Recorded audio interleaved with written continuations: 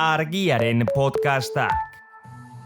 Waterlooko gudua abak irabazi zuela uste baduzu, Akenaton Pokemon bat dela pentsatzen baduzu, eta Txirrita Mirriren lagun bat, orduan, oroimen histerikoa podcasta entzun behar duzu.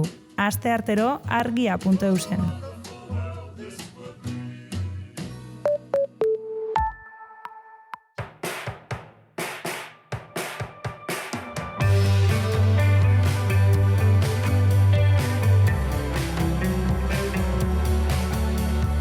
Menda Bikoitza, Garbiñelarrearen podcasta.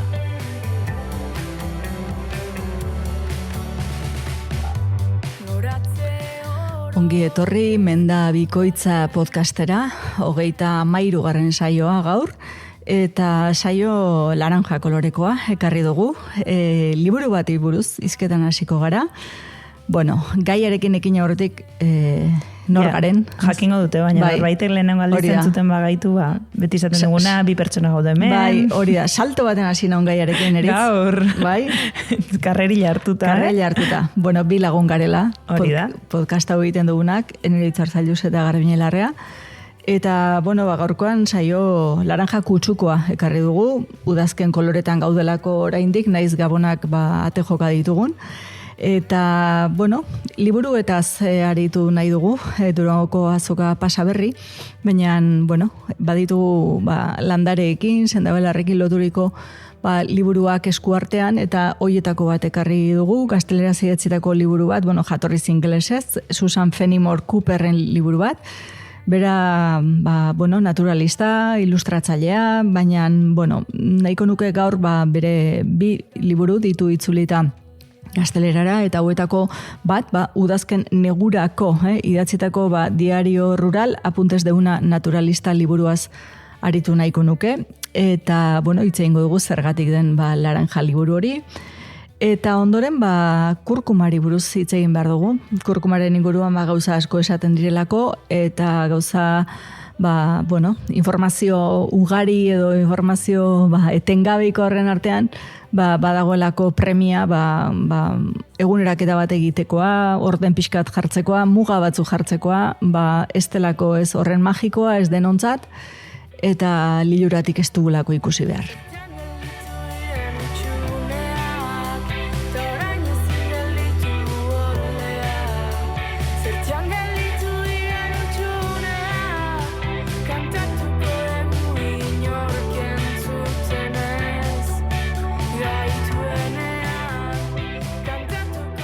Udazkena azken txampan sartuta, negua ja ate joka dinagu, argi ordu gutxi, euri, hotz, haize garaia, eguraldi ona eta txarra ez dizkinagu bereiziko, ez gaitun sartuko baloraziotan, baina ez dun garai txarra liburu on bat hartu, etxe giroan lasai jarri, beraldi hori, azken saioan aipatzen genuena, liburu on batekin egiteko. Eta gaur hortaraxe, ez? Liburu gomendio batekin ator. Bai, albistea pentsatu nina tartean liburu bat ekartzea. Niretzat hau irakurketa egokia delako, eta, bueno, pentsarazi egingo digulako gure eguneroko bizitzatik kanpo. Ez da, tarteka komeni zaigulako, niretzat liburu bat ona dun galdera asko egina erazten baldin badizkin. Ez du irizpide bakarra, nik irakurtzean gozatzeare baloratzen dinat, baina niri liburu batek nire bizi moduaz, niri buruz galderak planteatzen dizkidanean estimatzen dinat. Arrapatze balima hau, zentzu horretan? Arrapatzeko argudiotako badu nau, tarteka hausnarketarako ateak irikitzen baldin badizkit. Batzuk baditun irakurketan zehar emozio handikoak, baina hausnarketarako lekurik ez dutenak, ez? Eta, bueno, hau Susan Fenimore Cooper idazleak egindakoa dun, Pepitas de Calabaza argitaletxeak argiteratu zinean, diario rural, apuntes de una naturalista din izena, nik orain dela 4 urte irakurri ninean, baina beti edukina gogoa, honi leku bat egitekoa podcast honetan, eta, bueno, bi ale ditun, bat udaberri uda, eta bestea udazken negua. Eta ikondo esan duen, oraintxe batetik bestera salto egiteko tarte hortan, gaudelarik, otoño invierno irakurtzea gomendatzen dinat sasoi honetan. Eta esan behar dinagu gure gomendioari indarra emateko ez dela Garbiñe-Larrea bakarrik liburu hau gomendatuko duena, ez? Beste norbaitek ere bere garaian gomendatu zuela. Bai. Bueno, eta hau aipatzen dine liburuan kontrazalean bertan, ez? Charles Darwinek egindako, Asha Gray lagunari bidaltzen dizkion gutunetan, aipatzen din, haizu liburuzari garela, ari naiz, Susan Fenimore Cooperren liburua irakurtzen Diario Rural, eta, izugarria iruditzen zait, emakume hau oso inteligentea da, eta errelatu hau, kontakizun hau, maixu lana iruditzen zait, gure belarrak, gure sendabelarrak ere tartean sendabelarrak, eta zuenak, hor ze kontakizun dagoen, ez? Orduan, hau bere aita unan, John Fenimore Cooper idazle ezaguna, azken moikanoa idatzi zuena, eta esaten duen, bera naturalista, estatu batuetan naturalista, botanikoen oso gertuko pertsona bat, naturalista batek naturaren ilustrazioak, kontakizunak, olako lanak jasotzen dizkin. Orduan, ikusten dinagu, eguneroko gisa dagoela idatzia, udazkenean egindako egun batean adibidez bi esaldi dauzkan, beste batean 3 orrialde, egunak zer iradokitzen dion hori jasotzen din, ez zeukan gutxieneko bat idatzi behar duena, bera egunak zer ekartzen dion hori jasotzen din, eta amaieran, nola sendabelarrak, landareak, eta batez ere txoriak aipatzen dituen, daukan alako apendize edo gehigarri bat, eta bertan dauzkan 19 ilustrazio berak egindakoak. Oso politak. Bai, eta oso, garai harta, 19. mendeko literatura zari gaitun. Eta 19. mendeko literatura oso urruti gelditzen zaigula ematen din, baina ez du nala, Aiton Amonak ezagutu baditun, bere gurasoen bizimodua izan duen hau. Bai, etzagon hain urruti. Hori da. Esate bainago 2 mende, izugarria dun, baina... belaunaldika salto egin da, eta den hainbeste salto. Aiton Amonekin, elkar bizitza izan badun, edo tratua, maila handiago de txikiagoan berein gurasoetaz, belaunaldi horretaz ari gaitun, ez? Liburu hau, 1940 aurrera dagoelako idatzia. Orduan, bertan jasotzen duen hau, estatu batu eta zaridun, Ingalaterra berria garai hartan, ez?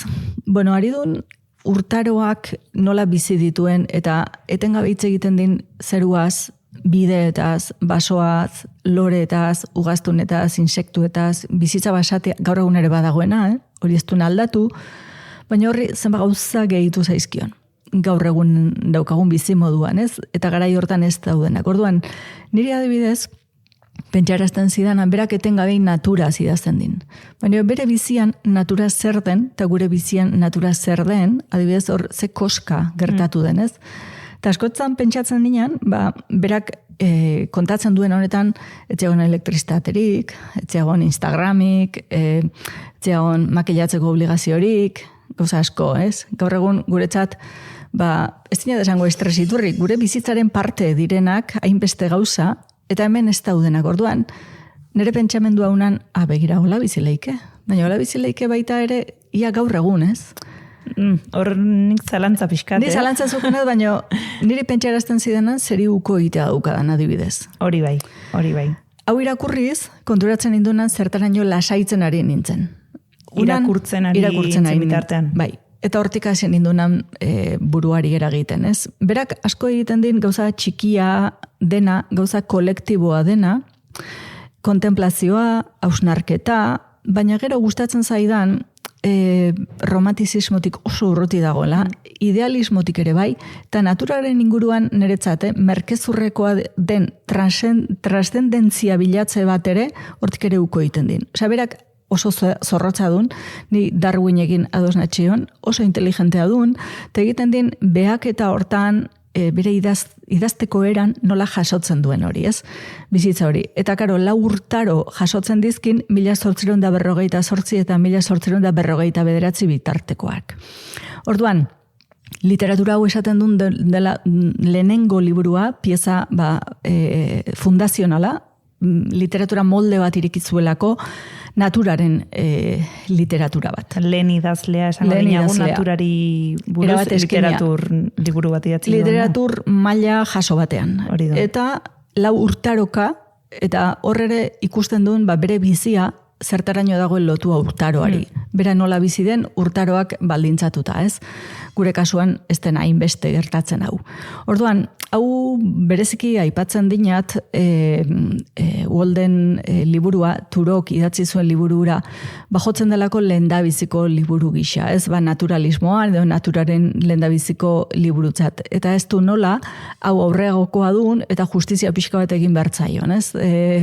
Genero honetan emakumeak ikusezinak izan ditun, eta, hau aitzindaria izan unan bere garaian, eta, ez ditun urte asko, itzuli dela, berreskuratu dela, eta ingelesez ere, orain hasi dun irakurleak izaten, irakurle gehiago izaten esan nahi dinat, bere sasoian baino.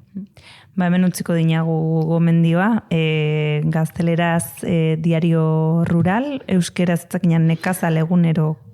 Ez dinat ditzuliko, hori utzi itzultzailein nekazal, edo ez, edo landa. Edo landa. Etxean jakiterik, ingelesez irakurtzea ziagon baita, ingelesezko jatorrizko irakurri nahi duenak, beti niretzat asko zaukera hobea. Aberazgarriago. Hemen utziko dinagu gomendioa.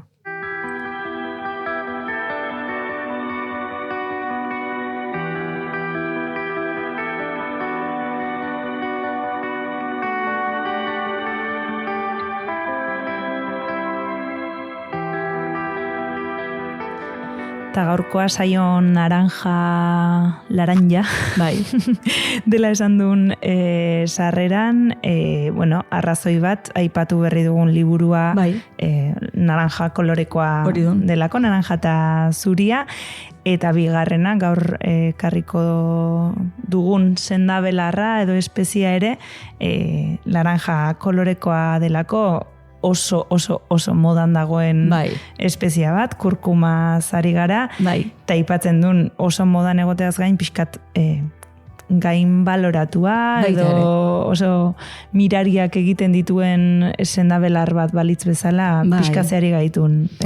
Eroak bezala hartzen? Ez, hau niretzat duen divulgazio okerra. Eta sare sozialetan inoiz baino informazio gehiago zegoen, baina inoiz baino kriterio gutxiago ere bai.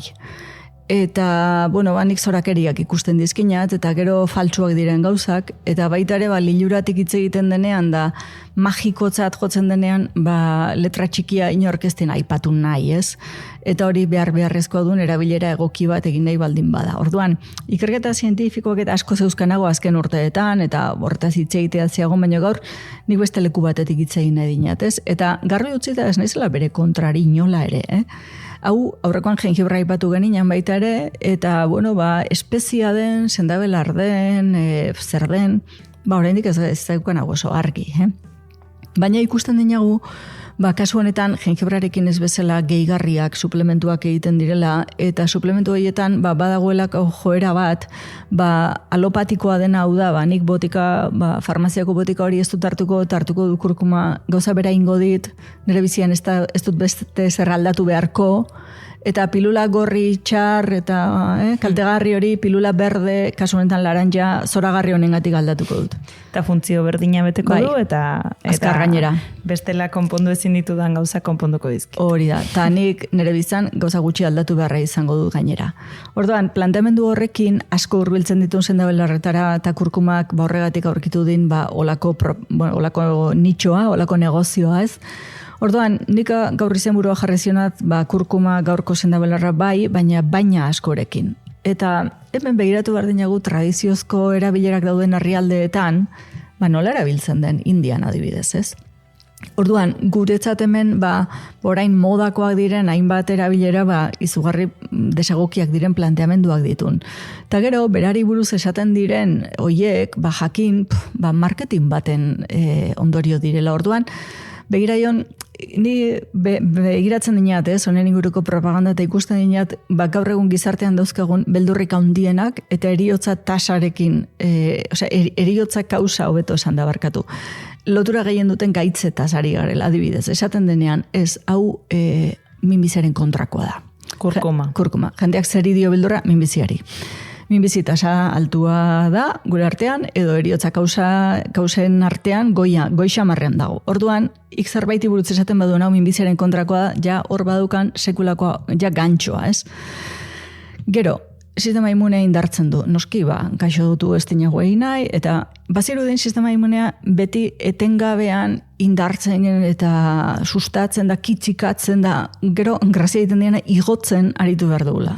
Eta bitartean, eseko estresatuta. Hori don. Gehienetan inbertzen dioguna da pakea eman. Eta, klaro, eta ez hainbesteko lanak eman gainera. Gero, gehienok digestio txarra ditugula, usnartu ezagun zergatik, ez, digestio txarroiek, baina digestio txarroiek kurkumarekin konponduko ditugula pentsatzea hori gehitxo duen, ez. Orduan, zer ikusten duen, 3 multzo hauetaz gain, zertarako duen pagotxa, propaganda honera bera, minak entzeko, antura, ez? Artikulaziotako mina, baina digestibokoa den antura ere bai, eta, karo, horreko saiotan aipatzen ginen, antura batzutan estresak ikartzen dien, elikadura desegokiak, edo kirola gaizki egiteak, orduan, zergatik ez horri begiratu eta aldaketa horiek egin lehendabizi, eta ez joan kurkuma pilula batez ere miragarri honen bila, ez? Orduan, zer ikusten duen, ez dela alako magikoa min muskularrentzat, eta egia duen, erabilera tradizionalak egin direnean, dago Ayurvedan gehien bat zegoen ikertua, han ez dela inolare hortarako propagandarik egiten. Oda, ez dela inolak ere pagotxa gisa ikusten, eta ez zaiola alakorik eskatzen, ez? Guk hemen alako askotan esangoina desesperazioz eskatzen diogun gixan. Orduan, hemen kontua duen ikerketak egin direnean bereziki ikertu dutena kurkumina duen. Tau ez duen kurkuma osotasunean ikertzea, tau nahiko niken bere iztea. Erabilera tradizionalak badiez dilistak prestatzeko, edo txitxirioak prestatzeko egiten direnean, olako tradiziozko errezetak edo humus bat egiten denean, horre dagoen kurkuma kopurua Ayurvedazari gaitun, da indiako, edo ekialdeko, sukaldaritza tradizionaletan egiten den kurkuman erabilera, ez gaitun hortazari. Hori ez baitun planteatzen ezer sendatzeko denik.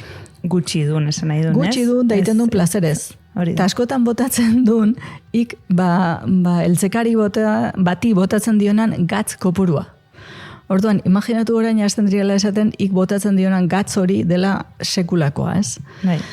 Bueno, kontua duen, hemen kurkuminarekin egin diren ikerketak bereziki izan direla ondesteko minbiziaren ingurukoak, ikusi dela baita ere krematan, kurkuma ipinita, radioterapiak sorturiko dermatitisa ikertu dinat, ikerketak baiari ditun gertatzen, minbiziaren inguruan, minbizia izan duten azalen ikerketa egin duen, gehiemat estatu batuetan, diru asko ari ditun honetan kurkuminaren inguruan ikerketek, eazain baitza emate duten, eta momentuan, esan behar, oendik fase goiztiarrean daudela, eta ez dutela, jende askoren egin, oraindik ikerketa hauek ere, gehiagoin beharra eskatzen dutela, gehiago sakontzea, baina etziagon bat ere evidentziarik.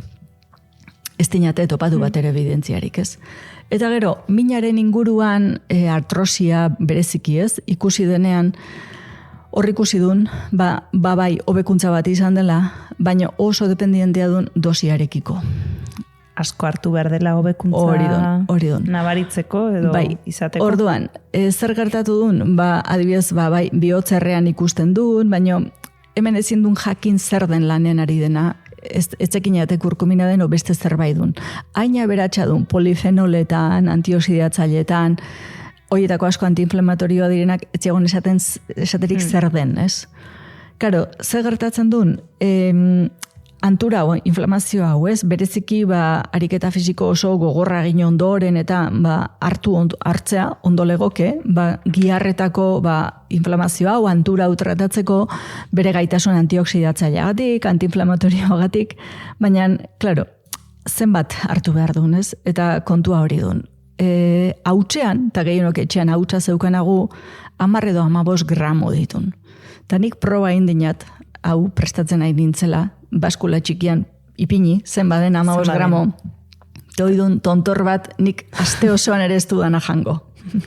Asko delako. Claro, eta horrek emango dion zaporea ere...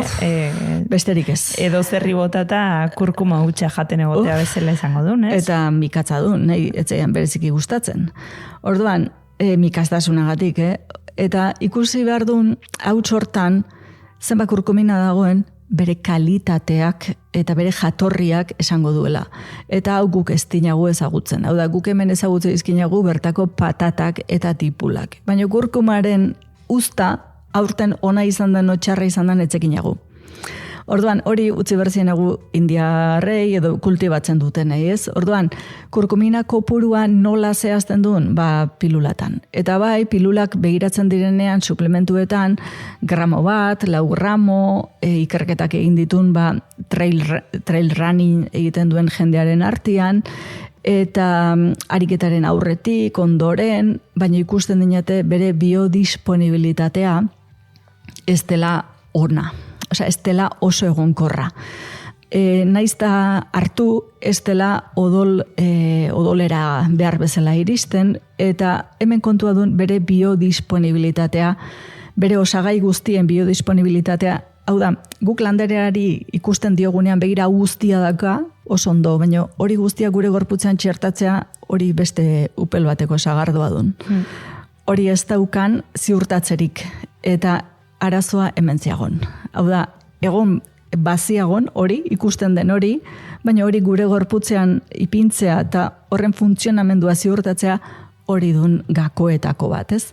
Orduan, gero ez aipatzeagatik, nola ezin den hartu koagulazioko botikak daudenean, zenbat botikarekin duen interakzioa, beste zenbat suplementorekin ere duen interakzioa, bueno, hori guztia jakin behar duen, gehigarriak hartzen baditun. Ik sukaldean ibiltzen dunala, ez gaitu nortazari. Eta kantidade horrek etzigun asola termino hauetan hitz egiterako momentuan. Ez onerako eta ez txarrerako, Hori dun. Orduan, erabil nahi badun, gustatzen zainelako kolorea ematen diolako pailari, oso ondo, bota. Baina hau dena eskatu gabe. Orduan, bere biodisponibilitatea hobetzeko bazauden egako batzuk, eta gomendioa egiten dugunean, hori aipatuko dinagu, badaudelako hor erabilera tradizionalak, eta hoiek ikertuta ikusi delako xeo hobetu dezakegula, zertaraino hartzen dugun gure gorputzean.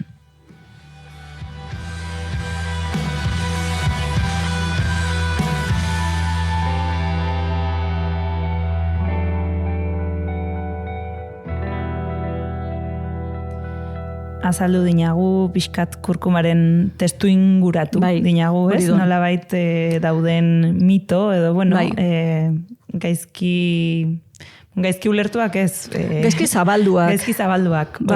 Hau asko gertatzen du, gaizki edatuak, esan adinat, liluratik ikustea, eta, hemen magien siniztu nahi dinagu. Eta gero beti askotan saio honetan aipatzen dugun kanpokoaren moda hori, ez? Kanpotik baldin badator, exotikoa bada, gainera kolore hori badu, ez? Dudarik gabe. Nik uste dena batzen dela, eta hori ematen zaiola alako kombo perfektua bat. Bai, eta gero, hau ezaztu, diru irabazi handiak zaudene, honen atzean. Norbait interesatzen zaiola, gu pentsatzea kurkuma... Bai. Milagrosoa dela. Kurkuma eskasa, hau denbora zetzekinat esaten, baina 2 urte ez ditun, ikerketa bat nola ikusten nahitu nintzen, zenbat saltzen zen arroz irin tintatua 105 kurkumarekin. Hori kurkuma zelakoan. Eta jendeak hori erabili dine. Orduan, funtzionatu baldin baziagon, seguruen atxion, placeboagatik dela. Aztu zaidan lehen aipatzea, kontraindikazio garrantzitsua ditula ardunaldia, edoskitzaroa, behazuneko gaitzak dituenak edo behazunak kendua duenak, hori portzentai altu badun, eta gero kirurgia baten zai dagoen edonor, baita kirurgia hori txikia izan da ere, hau da agin bat kentzea, ez erabili kurkumarik. Ez da komeni kurkuma hartzea. Ez da komeni ez erabili. Vale. Odol koagulazioa beherantz nabarmen egiten baldin badu, gero odol jari hori ezingo da gelditu. Eta kontraindikazio gehiago ere bai. Orduan, eta behin hau dena esan da. Hau dena esan da. Nola erabiliko dugu? Nik uste, ia denon etxean, badagoela, gauza asko ez daude, baina hori badago. Bai. Begira, hau egin beharko genuke, daukagun kurkuma hori pixatu eta bere pixuaren erdia, jo dezagun 30 gramoko espezieroan daukagula, 30 gramo. Bere pixuaren erdia ipini piper beltza. Hautsean. Zergatik? Bere biodisponibilitatea piperinarekin handitzen delako, Eta, bueno, hemen jengibrea ere ipintzia batziagon, baina eragin aulagoa ikusten duen daukala. Hau biak bat zein bestea ikertzen ari ditun oraindik, baina erabilera tradizionalean beti piperbeltza erabili duen, kurkumina piberinarekin. Hautsak nahastu. Nahastu. Baina ez kopuru berean, baizik erdia. Orduan, hori nahastua dagoenean, klaro, hau nola erabiltzen da? Ba, ez inoiz infusio batean. Eta, hau jende asko egiten din, nik, ba, gaizki, porque infusioa ura dun. Eta hauen biodisponibilitatea koipearen arabera. Esnetan hobeto. Esnea ardiarena badun, bai. Ez esan dinat gehienetan gaingabetua izango delako edo koipe gutxikoa. Hau asko zobea dun, egiten badun guakamolea, horri ipintzea. Hor bai koipe maila on bat. Niretzat egiten badun gazta krema bat o gazta fresko bat, hau ipintzea niretzat jakia ondatzea dun. Porque begira kolorea bai polita, baina gero hori noizko bukatu. Txarra. Probatzen badun, gaztari ipinita, gazta ondatzea dun. Zesan adinat, koipea asko behar dun. Orduan, tradizioz hau nola prestatu dun. Ba begira, G izeneko prestakin batean da G gurina dun. Dun gurinari kendua parte urtsua, bate jakimina badu, ba, hau izan unan urte batzuk, telebistan egin inean kolaborazio batean G nola prestatzen zen, bueno, indiako erabilera, ayurvedako erabilera tradizionala dun G. Eta G dun 100% koipea, gurinaren parte koipetsua. Orduan, hor ipintzen duen hautsa edo bestela jartzen duen koko olio asko. Ez hola gutxi beldorrak bezala. Orduan, ikeadan behar badun edari bat, ba, jarri beharko ionake, dikoen termotxo bat ikusten dina aldamenean, hori 300 mililitro izango duen, bueno, horri, 30 gramo koipe. Eta gu, bi kotxarada handi, adiez kokoarenak hori hor urtuta ipintzeko edari bero horri, nik edari bero koipetsu bat, ez teinago osatzen. Ikosatzen badun aurrera, Orduan, ez duen atsegina, gehienetan zer ikusten dinagu zopatan. Zopa batek olioa badin. Edo pure bat, nik azken urteetan egin izan dinat, kalabazaren purea, baino gu ohituta gaudena baino koipe gehiago behar din. Hau da, olioa beldurra bezala ez olio gehiago. Ta asko gesaten dinate, olioa ez dela nahikoa, horri ipinik gazta birrindua gainetik, eta hor bai, kurkuma eta piperbeltza ipintzen badugu, hor bai nabaritzen duen olako eragina. Orduan, guk ba gizentzeko beldurra, kalorien kontaketa hau, hori duen gaizki egiten ari garen nonbait, ba infusiotan planteatzen delako. Orduan, kurkuma infusioak salgai dauden hoiek zertarako dira? Bueno, dira esne oso koipetsu batean irakinda hartzekoak. Eta naita zionat irakinda, porque infusionatzea ez du naski.